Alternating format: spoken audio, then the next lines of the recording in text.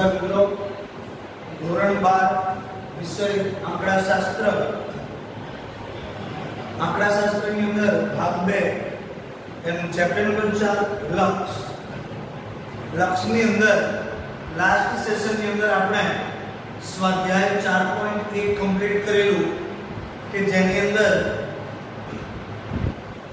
આપણે જે ત્રણ સ્વરૂપો હતા, માનાંક સ્વરૂપ, અંતરાલ સ્વરૂપ અને સામેક્ય સ્વરૂપ, આ ત્રણ સ્વરૂપમાંથી કોઈ એક સ્વરૂપ તમને આપેલું હોય અને અન્ય બે સ્વરૂપની અંદર તમારે એને ફેરવવાના. એ સિવાય તમને બે સ્વરૂપ આપેલા હોય, વચ્ચે ઇક્વલ ટુ ની નિશાની હોય અને બંને સ્વરૂપમાં એક એક અજ્ઞાત સંખ્યા હોય, તો અજ્ઞાત સંખ્યા શોધવાના દાખલા આ આપણે સ્વાધ્યાય 4.1 માં કમ્પ્લીટ કર્યા. હવે થિયરીના બે ત્રણ પોઈન્ટ આપણે આ સેશનની અંદર સમજીએ, જેથી કરીને આના પછી સ્વાધ્યાય 4.2 ની અંદર આપણને કામ લાગે. અને આજે આપણે જે ત્રણ વ્યાખ્યાઓ ભણવાની છે એ આપણા બોર્ડની એક્ઝામની અંદર એક માર્ક્સના જે ટૂંકા પ્રશ્નો પૂછાય છે સેક્શન બી ની અંદર, એમાં પણ આ વ્યાખ્યાઓ પૂછાઈ છે. તો શરૂઆત કરીએ. સૌથી પહેલી વ્યાખ્યા લખી છે આપણે x એનો અર્થ. આપણે એને સમજવાનું છે કે x કોને કહેવાય. તો અહીંયા જોઈએ કે જો કોઈ ચલ x ની કિંમતને ઘટાડતા કે વધારતા કોઈ એક ચોક્કસ સંખ્યા કઈ એની નજીક લાવવામાં આવે, એની ખૂબ જ નજીક લાવવામાં આવે, તો x જે છે એ એને અનુલક્ષે છે તેમ કહેવાય અને તેને સંકેતમાં x a વડે દર્શાવવામાં આવે છે. હવે વ્યાખ્યા ઉદાહરણ આજે છે, એક ઉદાહરણથી તમને વધુ ક્લિયર થશે. સમજીએ. આપણને કીધું છે શું કે જો કોઈ ચલ x ની કિંમતને ઘટાડતા કે વધારતા, તમે એના ઘટાડો કરો અથવા તો વધારો કરો, પરંતુ કોની નજીક લાવો, તો કોઈ એક ચોક્કસ સંખ્યાની નજીક લાવો, તો એ જે છે x એ કોને અનુલક્ષે છે, એને અનુલક્ષે છે તેમ કહેવાય અને તેને સંકેતમાં x a વડે દર્શાવવામાં આવે છે. એક સિમ્પલ વસ્તુ આપણે લખીએ કે મને અહીંયા આપ્યું હોય x 2 અને શું આપેલું છે x 2.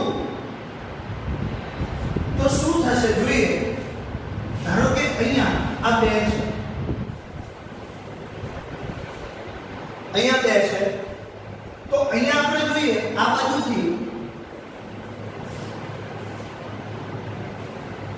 કે ભાઈ અહીંયા આપણને 1.9 આપ્યા છે, અહીંયા 1.99 આવે, 1.999 આવે, 1.9999 આવે, પછી 2. તો અહીંયા મેં શું કર્યું, કિંમતમાં વધારો કરતો ગયો, પણ વધારો કરીને કોની સૌથી વધુ નજીક લઈ ગયો છું હું, 2 ની સૌથી વધુ નજીક. એવી જ રીતે અહીંયા 2.0001, 2.001, 2.01,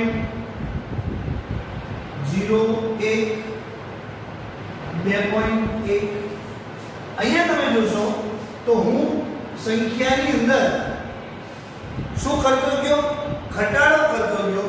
તો અહીંયા કોઈ પણ સંખ્યા જે x ની કિંમતો છે એમાં વધારો કરી કે ઘટાડો કરી અને કોઈ એક ચોક્કસ સંખ્યા એની ખૂબ જ નજીક લાવવામાં આવે, તો આ જે x છે એ એને અનુલક્ષે છે તેમ કહેવાય અને તેને સંકેતની અંદર x a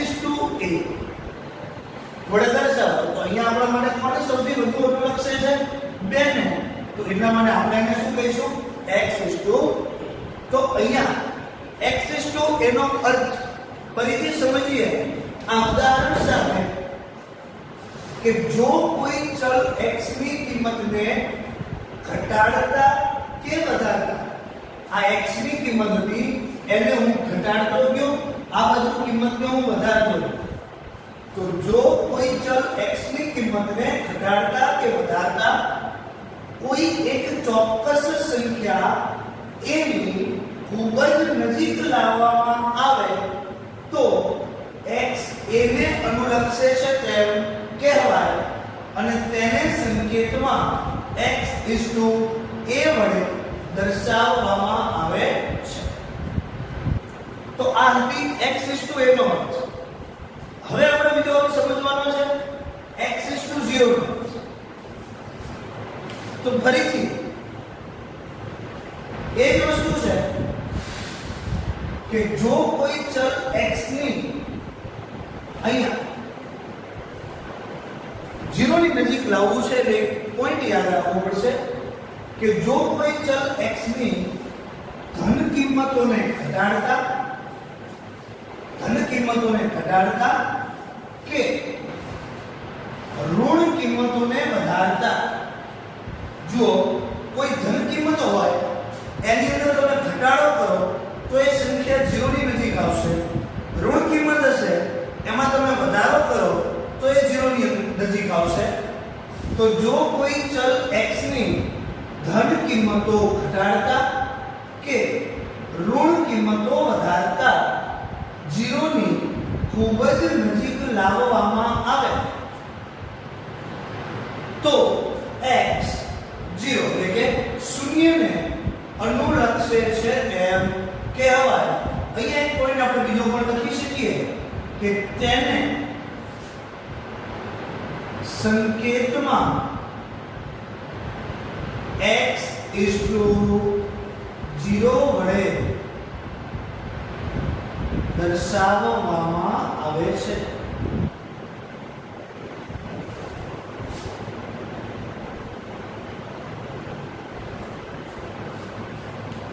અહીંયા આ બંને પોઈન્ટ તમારે અગત્યના સમજવાના છે આ ચેપ્ટર માટે, કારણ કે આના પછી આપણે જે એક્ઝામ્પલ સ્ટાર્ટ કરીશું કે ભાઈ કોષ્ટકની રીતે કિંમત મેળવવાની છે એવા દાખલા આપણે આના પછી ચાલુ કરીએ તો એની અંદર ખાસ તમને ખ્યાલ હોવો જોઈએ કે x a નો અર્થ શું થાય અને x 0 નો અર્થ શું થાય.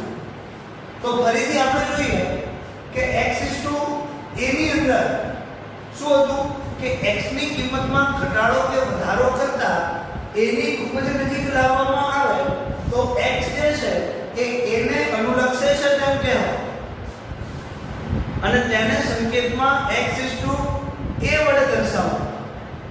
પરંતુ જે x 0 છે એની અંદર શું યાદ રાખશો કે x ની કોઈ કિંમતમાં x ની કોઈ પણ કિંમત પણ એની અંદર જે ધન કિંમતો છે એ ધન કિંમતને ઘટાડતા કે ઋણ કિંમતને વધારતા. તમે જોઈ શકો આપણે લખીએ 0 પછી આ બાજુ શું આવે -1 -2 -3 -4 1 2 3 4. તમે જુઓ કે ધન કિંમતમાં મારે શું કરવું પડે ઘટાડો તો હું 0 ની નજીક પહોંચું અને ઋણ કિંમતમાં મારે શું કરવું પડે વધારો તો હું 0 ની નજીક પહોંચું. ખ્યાલ આવે કે ભાઈ ધન કિંમતમાં ઘટાડો કરતા કે ઋણ કિંમતમાં વધારો કરતા 0 ની ખૂબ જ નજીક લાવવામાં આવે તો x 0 એટલે કે 0 ને અનુલક્ષે છે તેમ કહેવાય અને તેને સંકેતમાં x 0 વડે દર્શાવવામાં આવે. તો આ બે વ્યાખ્યા અગત્યની હતી, x a નો અર્થ અને x 0 નો અર્થ. હવે સૌથી ઇમ્પોર્ટન્ટ આપણે જે ચેપ્ટર ભણવાનું છે લક્ષ, આપણે ફર્સ્ટ સેશન ની અંદર શીખેલા કે વિધેય અને લક્ષ આ બંને ચેપ્ટર થોડા થોડા સિમિલર છે. લક્ષનો ઉપયોગ શું છે તો કે જ્યારે પણ વિધેયની કિંમત શોધતા એ વિધેયની કિંમત મને 0 મળે તો એ કિંમત અનિયત ગણાય અને એવા વિધેય માટે મારે જ્યારે એ વિધેયની આશાતીત કિંમત શોધવી હોય તો એ આશાતીત કિંમત શોધવા માટે હું કોનો ઉપયોગ કરું છું? લક્ષનો ઉપયોગ કરું છું. તો એવી જ એક વ્યાખ્યા વિધેયનું લક્ષ. વિધેયનું લક્ષ ક્યારે કહેવાય? આ વ્યાખ્યા તમારે યાદ રાખવાની છે. જોઈએ, જો ગમે તેટલી નાની આપેલ પૂર્વ નિર્ધારિત સંખ્યા, પૂર્વ નિર્ધારિત મતલબ પહેલેથી નક્કી કરેલી સંખ્યા, ગમે તેટલી નાની હોય પણ એક કન્ડિશન આવશે, જો ગમે તેટલી નાની આપેલ પૂર્વ નિર્ધારિત સંખ્યા એપ્સિલોન ગ્રેટર ધેન 0, આ જે નિશાની છે એ એપ્સિલોન ની છે. એપ્સિલોન ગ્રેટર ધેન 0 માટે મતલબ એ 0 કરતા તો કેવી હોવી જોઈએ? મોટી. તો જો ગમે તેટલી નાની આપેલ પૂર્વ નિર્ધારિત સંખ્યા એપ્સિલોન ગ્રેટર ધેન 0 માટે આપણે એક એવી ધન સંખ્યા ડેલ્ટા શોધી શકીએ કે જેથી જ્યારે માનાંકમાં x - a ડેલ્ટા, યાદ કરો આ કયું સ્વરૂપ છે? માનાંક સ્વરૂપ. માનાંકમાં x - a ડેલ્ટા હોય ત્યારે x ની દરેક કિંમત માટે f of માનાંકમાં f of x - l less than epsilon થાય ત્યારે જો x એ a ને અનુલક્ષતો હશે ત્યારે f of x જે છે એ લક્ષ l ધરાવે છે. વ્યાખ્યાને કઈ રીતે યાદ રાખશો?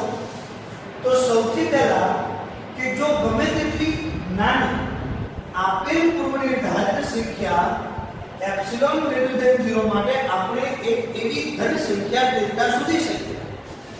બે ભાગ કરી દઈએ કે એક આટલો ભાગ આપણે રાખીએ કે જો ગમે તેટલી નાની આપેલ પૂર્વ નિર્ધારિત સંખ્યા એપ્સિલોન ગ્રેટર ધેન 0 માટે આપણે એક એવી ધન સંખ્યા ડેલ્ટા શોધી શકીએ. અહીંયા તમને કીધું છે એપ્સિલોન ગ્રેટર ધેન 0 હોવું જોઈએ. 0 કરતા મોટી મતલબ 0 કરતા મોટી સંખ્યા કઈ હશે? ધન.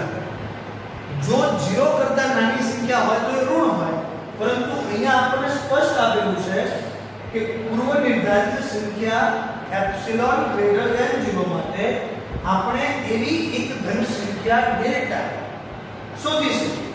આ પહેલો કે જેથી જ્યારે માનાંકમાં x - a ડેલ્ટા હોય ત્યારે મતલબ કયું સ્વરૂપ હોય? માનાંક સ્વરૂપ હોય ત્યારે x ની દરેક કિંમત માટે આપણે અહીંયા x ની જે વધારો કે ઘટાડો કરીને જે કિંમતો આપણે મેળવી છે એ દરેક કિંમત માટે માનાંકમાં f of x - l, આ f of x એટલે શું છે? મારું વિધેય. યાદ કરો વિધેયને આપણે વિધેયમાં શીખેલા f of x, g of x. તો f of x - l less than epsilon કોની અંદર છે? માનાંકમાં. એટલે માનાંકમાં f of x - l less than epsilon થાય તો જ્યારે પણ આ જે x છે એ a ને અનુલક્ષતો હોય, મતલબ જ્યારે x a ને અનુલક્ષે ત્યારે f of x જે છે એટલે કે આ જે વિધેય છે એ લક્ષ l ધરાવે છે. તો આ રીતે એને બે ભાગમાં તમે વહેંચી શકો. તો અહીંયા આપણે જે આ ત્રણ વ્યાખ્યા જોઈ, x a no earth, x 0 નો અર્થ અને વિધેયનું લક્ષ. તો શોર્ટ ની અંદર આને યાદ રાખીએ તો x એનો અર્થ શું થાય? તો જ્યારે x ની કિંમતમાં વધારો કે ઘટાડો કરતા a ની ખૂબ જ નજીક લાવવામાં આવે તો x a ને અનુલક્ષે છે તેમ કહેવાય. x 0 નો અર્થ એટલે કે જો x ની ધન કિંમતમાં ઘટાડો કરતા કે ઋણ કિંમતમાં વધારો કરતા એને 0 ની ખૂબ જ નજીક લાવવામાં આવે તો એ x 0 ને અનુલક્ષે છે એમ કહેવાય. ત્યારબાદ વિધેયનું લક્ષ કે આપણને ગમે તેટલી નાની આપેલ પૂર્વ નિર્ધારિત સંખ્યા એપ્સિલોન ગ્રેટર ધેન 0 માટે આપણે એક એવી ધન સંખ્યા ડેલ્ટા શોધી શકીએ કે જેથી જ્યારે પણ માનાંકમાં x - a ડેલ્ટા હોય ત્યારે x ની દરેક કિંમત માટે માનાંકમાં f(x - a) એપ્સિલોન થાય તો જ્યારે પણ x a ને અનુલક્ષે છે ત્યારે વિધેય f(x) એ લક્ષ L ધરાવે છે. તો આ ત્રણ વ્યાખ્યા સૌથી અગત્યની છે જે તમારે યાદ રાખવાની છે. તો સૌથી પહેલા આ ત્રણે ત્રણ વ્યાખ્યા નોટ ડાઉન કરો.